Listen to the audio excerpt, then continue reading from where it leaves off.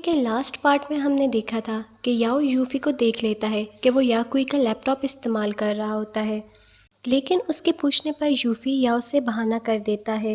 Next part में याओ, चैन और या सब जाओ के घर पहुंचते हैं, तो जाओ फ़ौरन याओ का हाथ पकड़कर उसे कहीं और ले जाती है। चैन और या जाओ के घर में घूमने लगते हैं, तभी इनके हाथ एक पेंटिंग लगती है, जिसे खोलते ही उसमें बनी लड़की बाहर आ जाती है। याओ और जाओ भी इनकी आवाज़ सुनकर बाहर आ जाते हैं। वो लड़की उन्हें बताती है कि इसे शेंग नामी लड़के ने 1000 साल पहले बनाया था और अब वो एक शैतान बन चुकी है और वो शेंग से बहुत प्यार करती है, लेकिन वो उससे कभी मिल नहीं पाई क्योंकि उसने सुसाइड कर लिया था। जाओ उसकी मदद करने के लिए तैयार हो जाती है और एक ख़ास तरह की कैंडल लाती है, जिससे वो लोग वक्त में पीछे जाकर उस शख्स को ढूंढ सकते हैं। जाओ इन्हें ये भी बताती है कि इन्हें कैंडल बुझने से पहले वापस आना होगा, वरना ये लोग हमेशा के लिए वहीं फंस जाएंगे। सब कैंडल जलाने की कोशिश करते हैं, लेकिन वो किसी से नहीं जलती। इतने में या कैंडल जला लेती है और एक बड़ी सी रोशनी उसे अपनी तरफ खींचने लगती है। याओ उसे बचाने के लिए उसके साथ ही उसी रोशनी में चला जाता है और फिर वो रोशनी बंद हो जाती है। दोनों पुराने वक्त में पहुंच जाते हैं, जहां जाओ पुराने वक्त के कपड़े पहनते हुए नज़र आता है। जाओ को कपड़े पहनने में मुश्किल हो रही होती है, जिसमें जाओ उसकी मदद भी करता है। दोनों उस आदमी को ढूंढने निकल जाते हैं, तभी जाओ को कुछ आदमी के पास पेंटिंग्स कचरे में पड़ी नज़र आती हैं। जब वो उनमें से एक को खोलती है तो उस पर शेंग का नाम लिखा हुआ नज़र आता है। दोनों शेंग को ढूंढते हुए उसके घर पहुंच जाते हैं और उसे सुसाइड करने से रोक लेते हैं। शेंग इन्हें देखकर डर जाता है, लेकिन फिर इनसे बैठकर बात करने लगता है। पता चलता है कि शेंग ने अभी तक उस लड़की की पेंटिंग नहीं बनाई है। ये सुनकर वो दोनों वहाँ से चले जाते हैं। इनके जाने के बाद शेंग उस लड़की की पेंटिंग बनाने की कोशिश करने लगता है और सीन यहीं पर कट हो जाता है। इसके बाद हमें छोटा सा सीन दिखाया जाता है, जहां युआन जाओ के असिस्टेंट पर काबू कर लेती है और ये सीन भी यहीं पर कट हो जाता है। फिर वो दोनों एक रेस्टोरेंट में खाना खाने जाते हैं, जहां से वो एक चावल की बोरी शेंग के लिए वापस लाती है। जब वो शेंग के पास पहुंचते हैं तो देखते हैं कि उसने लड़की की पेंटिंग बनाना शुरू कर दी है। ऐसे दोनों पूरी रात पेंटिंग के कंप्लीट होने का इंतज़ार करने लगते हैं। सुबह हो जाती है, फिर जाओ या को बाहर खाना खाने के लिए ले आता है। एक जगह खाना खाने का मुकाबला होते हुए दिखाते हैं, तो जाओ या के साथ उसमें हिस्सा ले लेती है और थोड़ी ही देर में हार मान लेती है। फिर जाओ को खाते हुए ही कहकर बाहर घूमने आ जाती है। उसे एक खूबसूरत सी नीले रंग की चिड़िया उड़ती हुई नज़र आती है, जिसका वो फ़ौरन वापस आकर याओ को बताती है। याओ उसकी बात सुनकर बहुत सैड नज़र आता है और कंपटीशन को छोड़कर शेंग के घर के लिए निकल जाता है। जाओ भी उसका पीछा करते हुए शेंग के घर पर पहुंचती है, तो वहाँ उन्हें पता चलता है कि एक आदमी शेंग से ज़बरदस्ती उस पेंटिंग को ले गया है, क्योंकि उसने उसके पैसे नहीं भरे थे। शेंग उन्हें उस बंदे का पता बताता है और वो दोनों उसकी दुकान पर पहुंच जाते हैं, लेकिन उन्हें वहाँ पर भी पेंटिंग नहीं मिलती। उन्हें दुकान वाला बताता है कि उस पेंटिंग को एक अमीर आदमी ख़रीद कर ले गया है। या उस आदमी के बारे में पता करता है तो उसे पता चलता है कि उस आदमी के बाप की तबीयत बहुत ज़्यादा ख़राब है। ये सुनकर उसे एक आइडिया आता है और वो जाओ को अपने जादू से एक लड़के में बदल देता है। ऐसे दोनों आदमी डॉक्टर बनकर उस घर में घुसते हैं और जाओ उसे चेक करने लगती है।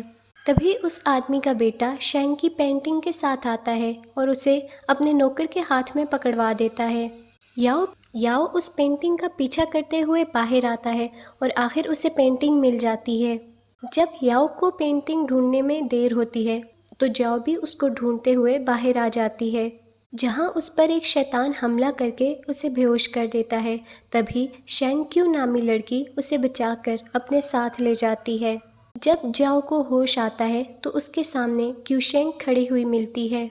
वो उसे बताती है कि वो डीमन क्वीन है। वो जाओ के कपड़े भी लड़कियों वाले कपड़ों में बदल देती है और उससे होली पर्ल के बारे में पूछने लगती है। याओ भी जाओ को ढूंढते हुए वहां पर पहुंच जाता है और क्यूशेंग को देखकर हैरान हो जाता है। जाओ ये देखकर बहुत सैड हो जाती है, लेकिन उसे नहीं समझ आता कि वो क्यों सैड हो रही है। क्यूशेंग याओ की ताकतें एक दिन के लिए बंद कर देती है, क्योंकि उसने याओ को लड़का बनाया, जो कि डीमन पावर्स के बिल्कुल ख़िलाफ़ है। इस सब के बाद वो दोनों शेंग के पास वापस आ जाते हैं, वो पेंटिंग लेकर, जो पेंटिंग को दोबारा पूरा करना शुरू कर देता है। इसके बाद तीनों बैठकर बातें करने लगते हैं और जो अपने साथ फ़ोन भी लाई होती है, वो शेंग के साथ पिक्चर्स लेने लगती है। फिर को बहुत ही गहरी सोचों में दिखाते हैं। वो सोचता है वो जाओ को देखकर इतना खुश क्यों नहीं हुआ जितने वो पहले हुआ करता था। वो वापस जाने का फैसला करता है और रूम में जाकर जा को वापस जाने का कहता है। शेंग सो गया था, इसलिए दोनों उसको गुड बाय बोले बगैर ही चले जाते हैं। दूसरी तरफ जाओ की असिस्टेंट, जो यांग के कब्जे में थी, वो कैंडल बुझाने की कोशिश करती है, लेकिन चैंग उसे सही वक्त पर रोक लेता है। वो इसे एक कुर्सी पर बांध देता है, लेकिन इससे पहले कि वो उन्हें कुछ भी बताती, यांग उसे मार देती है। और इसी दौरान उनसे कैंडल बुझ जाती है, या जब वापस आने की कोशिश करती है तो वो नहीं कर पा रही होती।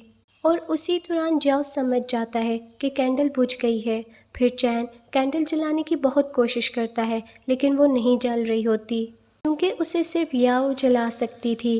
याओ जाओ को इंतज़ार करने के लिए कहता है, क्योंकि वो लोग तभी वापस जा सकते हैं जब याओ कैंडल जलाएगी। फिर दोनों चैंग के घर पर वापस आ जाते हैं, जहाँ पर दिखाते हैं कि शेंग अपनी बीमारी की वजह से मर चुका है, लेकिन मरने से पहले उसने वो पेंटिंग कंप्लीट कर दी होती है। इसके बाद दोनों उसे मिट्टी में दफना देते हैं और फिर दोनों कहीं और जाने के लिए निकल जाते हैं। फिर रास्ते में जाओ याओ से कहता है कि उसका वापस जाने का बिल्कुल भी दिल नहीं। वो शायद इसलिए कहता है क्योंकि वो क्यू चैन से वापस नहीं जाना चाहता, जिस पर वो उससे लड़ाई करके वहाँ से चली जाती है। जाओ बाजार में घूमने लगती है, जहाँ पर उसे कुछ लोग पकड़कर एक औरत के पास बेचने के लिए ले आते हैं। उस घर में उसका सामना जाओ से हो जाता है, जो उसे अपना नौकर बना लेती है। इतने में याओ भी या को ढूंढते हुए उन लोगों के पास पहुंच जाता है, लेकिन उसके पास उसका जादू नहीं था, तो इसलिए वो लोग उसे भी उठाकर वहीं पर बेचने के लिए ले आते हैं, जहाँ या थी। दूसरी तरफ या जाओ के मुंह पर खीरे लगा देती है और उसे अपनी आंखें बंद रखने के लिए कहती है। फिर वो उसके कमरे में वही कैंडल ढूंढने लगती है जिससे वो लोग वहाँ आए थे। जैसे ही उनमें से एक कैंडल उसे मिलती है, वो कमरे से बाहर आ जाती है और उसे वहाँ पर याओ रस्सियों से बंधा हुआ नजर आता है। या फौरन से जाओ के पास जाती है और उसे बहाने से याओ के पास लाती है। या को याओ की रस्सी खोलने का कहती है और उसे अपने कमरे में लाने का बोलकर वहाँ से चली जाती है। के जाने के बाद याओ को कैंडल का बताती है और उससे कहती है कि वो अकेली वहाँ से चली जाएगी। ये सुनकर याओ या का हाथ अपने दांतों से काटता है। इस तरह अपनी थोड़ी सी ताकतें जो दिन पूरा होने पर उसे मिल गई थीं, वो उसे दे देता है, ताकि उसे दोबारा याओ को ढूंढने में मसला ना हो, दोनों कहीं पर भी हों, बात कर सकें। इसके बाद दोनों खुशी खुशी वापस आ जाते हैं। वापस आकर या उस पेंटिंग वाली लड़की को शेंग के बारे में सब कुछ बताती है, और जब उसे पिक्चर दिखाने के लिए अपना फ़ोन निकालती है तो उसे पता चलता है कि वो अपना फ़ोन पुराने वक्त में ही भूल आई है। अगले दिन युआंग यूफी के पास पहुंचकर उसे धमकी दे देती है कि अगर उसने याओ को मारकर वो होली पर्ल उसे लाकर नहीं दिया तो उसकी सच्चाई सबको बता देगी। अगले दिन यूफी या को अपने घर डिनर पर इनवाइट करता है और उसे एक नेकलेस गिफ्ट करता है। फिर वो ज़बरदस्ती वो नेकलेस उसे पहनाने लगता है, और जब वो उस होली पर्ल को हाथ लगाता है तो उसे ज़ोर से करंट लगता है। ये देखकर या सॉरी कहकर वहाँ से चली जाती है और घर वापस आ जाती है। फिर वो याओ को वो सारी बात बताने की कोशिश करने लगती है, लेकिन वो उसे इग्नोर करता है। फिर वक्त गुजर जाता है और जाओ या के लिए डीमंस कलेक्ट करके लाता रहता है। इस तरह से वो 97 शैतान हेवनली पर्ल को दे देता है और अब सिर्फ 3 शैतान की ज़रूरत थी। एक दिन यूफी या को घर छोड़ने के लिए आता है। ये सब देखकर जाओ बहुत जेलस हो जाता है। इस बात पर उन दोनों की लड़ाई हो जाती है। वो या के लिए 2 और डीमंस लाया था जिनकी एनर्जी वो उस होली पर्ल को दे देते हैं। इस तरह से एक डीमन बच जाता है। अगले दिन यूफी या को अपनी गाड़ी में कहीं लेकर जा रहा होता है, जहां वो गाड़ी में ब्रेक फेल्स का बहाना बनाकर गाड़ी से कूद जाता है और या गाड़ी में ही फंस जाती है। गाड़ी पानी की तरफ जा रही होती है, तब या जाओ की दी हुई उस ताकत से उसे याद करती है और वो फ़ौरन आकर उसे बचा लेता है और फिर वो उसे हॉस्पिटल ले आता है। यूफी फ़ौरन हॉस्पिटल पहुंच जाता है, जहां वो या को याओ के सामने ही आई लव यू बोलता है, लेकिन या उसका जवाब नहीं देती और याओ को देखने लगती है। लेकिन वो गुस्से में बाहर चला जाता है और चैन के साथ रेस्टोरेंट में बहुत पीता है। चैन या को लेने के लिए उसे हॉस्पिटल के गार्डन बुलाता है, जहां वो दोनों को अकेला छोड़ देता है। याओ बुरा ख्वाब देखकर अचानक उठ के या को किस कर देता है और फिर दोबारा बेहोश हो जाता है। ऐसे ही सुबह हो जाती है। फिर याओ देखता है कि या उसके पास ही सो रही होती है। वो फ़ौरन ही उसे उठाकर हॉस्पिटल के अंदर ले आता है और फिर दिखाया जाता है कि दोनों ही एक दूसरे से बहुत ऑकवर्ड हो रहे होते हैं।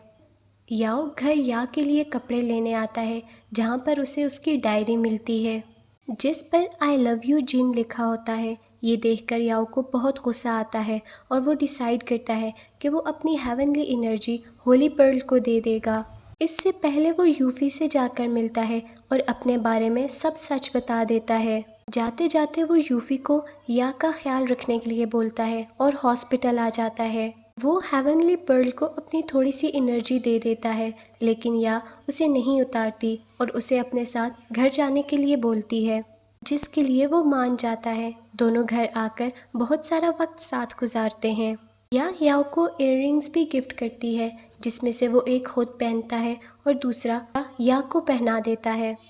आखिर में जब या हेवनली पर्ल को उतारने की कोशिश करने लगती है तो उसकी सांस फिर से उखड़ने लगती है और वो उसे नहीं उतार पाती। दोनों कंफ्यूज्ड होकर जाओ को बुलाते हैं, जो उन्हें सच बताती है और कहती है कि उन्हें 100 नहीं बल्कि 10,000 डेमंस की एनर्जी की ज़रूरत थी और उसने ये सब या को अपने साथ यहाँ थोड़ा वक्त बिताने के लिए किया था।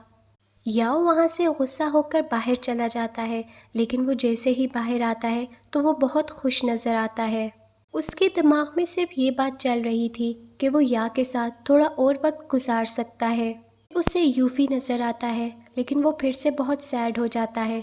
फिर दिखाते हैं कि याओ जाओ को बताता है कि वो हेवनली पर्ल के लिए या को कभी भी मार सकता है, क्योंकि वो पर्ल की मदद से डीमन किंग बनना चाहता था ताकि क्यू शेंग के साथ हमेशा रह सके।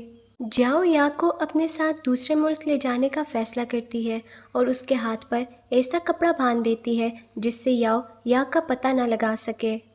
याओ या के डैड को रेस्टोरेंट पे बैठा दिखता है, जिनके पास पे करने के पैसे नहीं थे और वो पे कर देता है। इस बात पर वो उसे अपने साथ घर ले आते हैं, जहाँ पर उन्हें या नहीं मिलती।